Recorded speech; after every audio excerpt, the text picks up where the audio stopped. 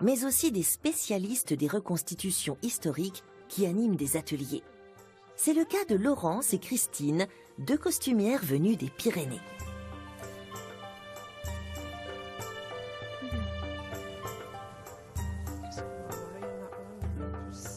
Bonjour mesdames. Oh, bonjour. Voilà, je voulais pas vous faire peur, pardon. Vous êtes magnifiques mesdames. Merci. Franchement, alors ça c'est la tenue, on va dire, gauloise. C'est la Par tenue définition celte, gallo-romaine de base, on va dire. Gallo-romaine. Voilà. Qu'est-ce que vous ramassez alors, dites-moi? Nous sommes en cueillette de plantes tinctoriales pour faire de la teinture. Et donc là, vous avez assez pour faire quoi, par exemple, avec ça? Oh là, on va pouvoir teindre 2 écheveaux de laine pour faire soit des galons. Tout ça, c'est vous qui avez fait en fait? Oui. Vous êtes parti de là, c'est quand même extraordinaire de partir de là et d'en faire... Exactement, en faire un vêtement. Donc Ouais. je maîtrise on va dire, la fabrication de A à Z. Et pour comprendre le processus de fabrication du tissu, retour au Muséoparc, où ces dames partagent leur savoir avec le public. Tu vas devoir prendre des notes, Guillaume, car le procédé est quand même assez complexe.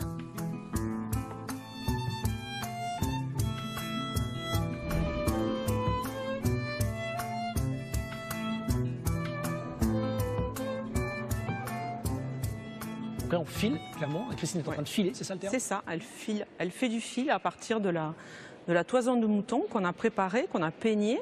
Et donc là, avec le petit outil qui est un fuseau, Ça là? voilà, Je me permets, hein, Christine. voilà. Donc c'est le principe de la toupie. Il y a une tige, un poids qui va garder l'inertie quand on le lance. Et l'inertie permet de fabriquer du fil. Donc ça, c'est la première étape. Avant toute chose, il faut faire le fil.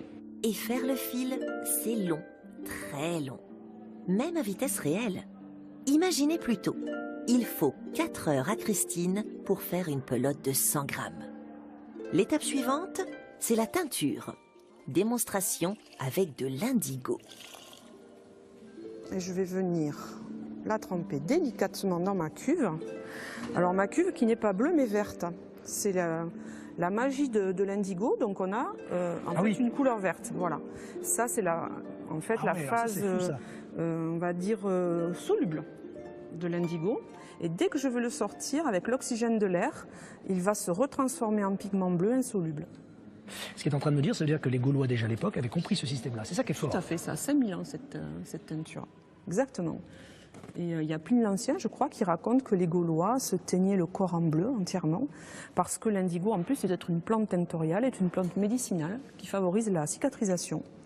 Donc les guerriers, préventivement, se teignaient en bleu. Une fois teinté, le fil est rincé, essoré, puis séché, avant d'être placé sur le métier à tisser.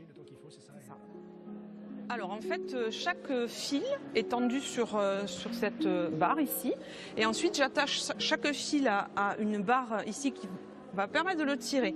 Donc quand je tire la barre, j'ai un fil qui passe devant mon tissage. Quand je tire 2 barres, j'ai 2 fils devant et les 2 autres fils sont derrière.